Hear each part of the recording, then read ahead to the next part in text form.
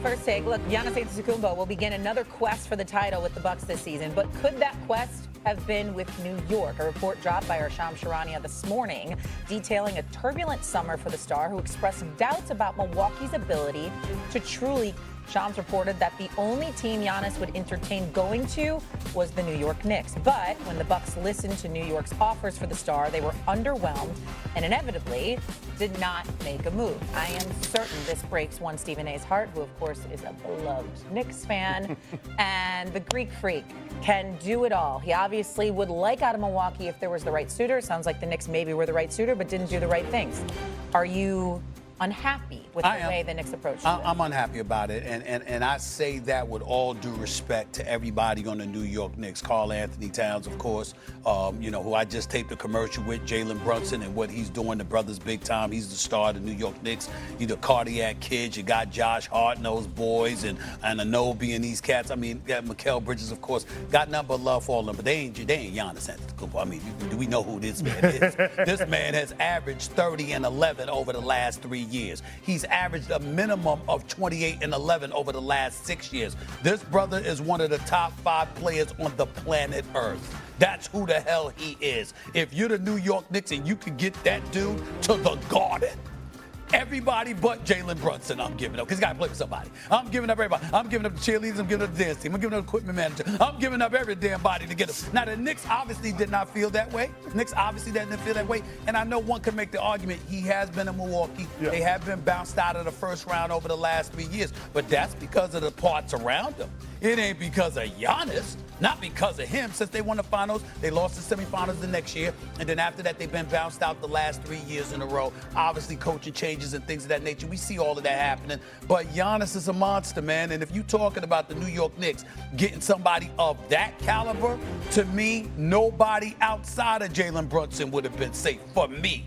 Personally, because that's how I feel about Giannis. He's just that fantastic. But I know the Knicks they're priding themselves in the culture and the core, and they weren't going to disrupt that. So no matter what they're saying, they clearly didn't want him bad enough. Yeah, here's the thing. I don't know why Milwaukee wouldn't want anything that the New York Knicks have to offer, including Jalen Brunson, but that's an aside. I guess my question is, if you're a Knicks fan, right, why wouldn't you give up Jalen Brunson? You just said that Giannis is a top 5 player. Jalen Brunson is not. No, I'm just talking about in terms of what he's been. First of all, Jalen Brunson was an MVP candidate. We know he's not Giannis. Please don't. I'm not getting it twisted. Okay. But, the brother averaged nearly 30. I mean, Jalen Brunson has proven he can play. Not only that, he's been willing to sacrifice, because he could have got extra dollars if he had waited a year, the additional $100 million, but he didn't do that because he wanted to make sure they got one of the boys. Respect for that as well. And we know it. And I'm just thinking about who you have to play with, because you could come to New York and lose in the first round, too, if you don't have the requisite parts around you. That's all I mean by that. But Giannis is clearly more valuable than anybody. He's a top 5 player on the planet. And that monster, if he came to New York City, the Garden, don't get me started on the mistake that Kyrie and KD made by going to Brooklyn instead of the Garden. The Garden is different, okay? They probably have a few $100 million more in their pocket. Their brand would be exponentially larger, and I think they would have had more success playing at the Garden together. I mean, you would have seen a difference. There's something special about the Garden. Look, we were acting like they won a championship when they won the second round. You understand? I mean, because that's how desperate we are for any kind of relevancy. But when it comes to Giannis, the brother averages 30 and 11. Don't count on him to shoot 3-pointers, but you can count on him for every damn thing else. Yeah. He's that great. And if you had a chance to get him, I think the New York Knicks should have. But the New York Knicks are very, very big on what they're building together and coaching. Here's where my trepidation kicks in. I want to see what you think about this, Cece. Because I bring this up when it came to Mike D'Antoni. See, back in the day when the New York Knicks went and got Carmelo Anthony, he didn't want that.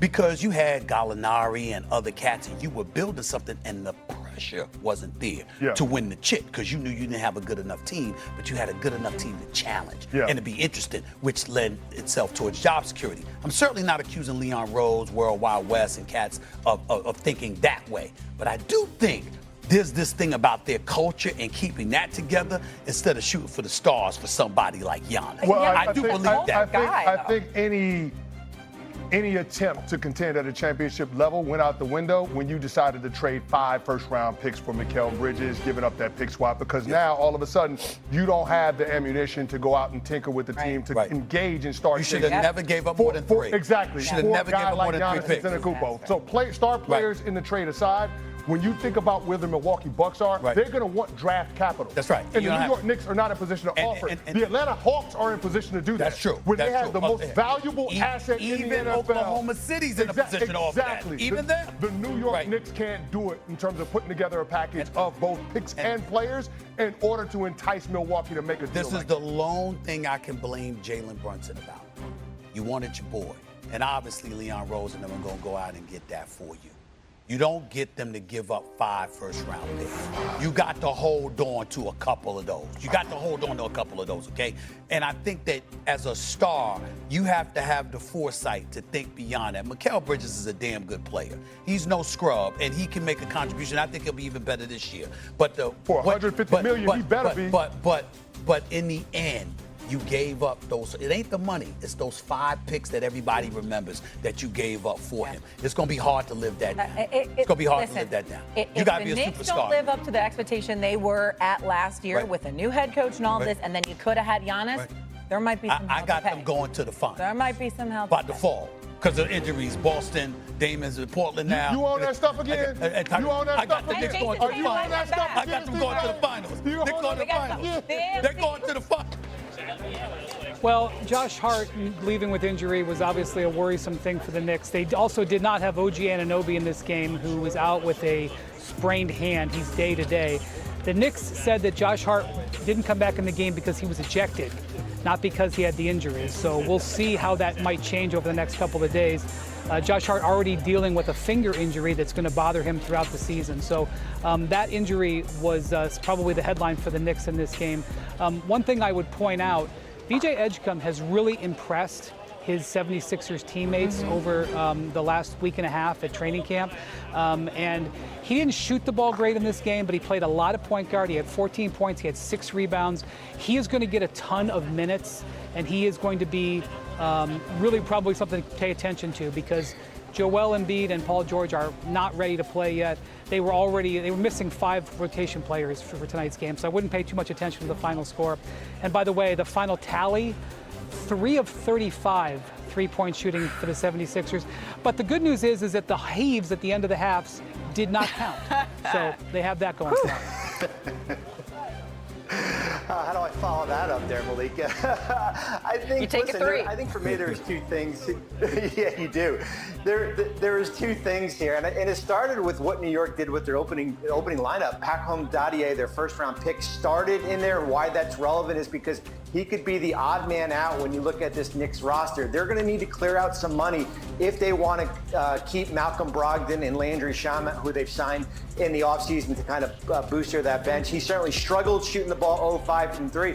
The second thing is Deuce is loose, right? Deuce McBride, 12 points coming off the bench. Certainly is going to be an important factor for New York this season as far as where that bench goes. And you mentioned Pacom Dadier. He would have to be moved before October 18th, right, if they were going to be making that sort of move. Perk, I know it's very early in terms of Mike Brown's tenure as Knicks head coach, but I'm hearing even in the preseason, you're already spying something on this new look team.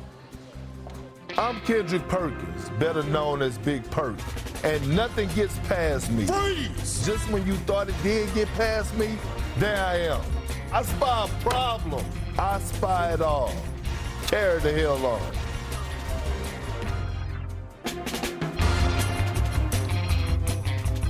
Well, y'all know down in Texas, they have this saying called peak game from a player's position. And damn it, I know it's preseason, but I'm peeping things from the New York Knicks in their first preseason game. New coach, new life, new system offensively. Look at Jalen Brunson right here. Look at him outlet the ball. They're playing with pace. They were one of the slowest playing teams offensively last season. Here's the one that got me up off my couch while I was watching. Watch the rebound in here. Now look at Karl Anthony Towns, the big fella, running up the floor, with those size 22s, getting up in transition. This is how Mike Brown wants to play. This is going to help and benefit the Knicks, getting stops, getting out and run, playing with pace. They will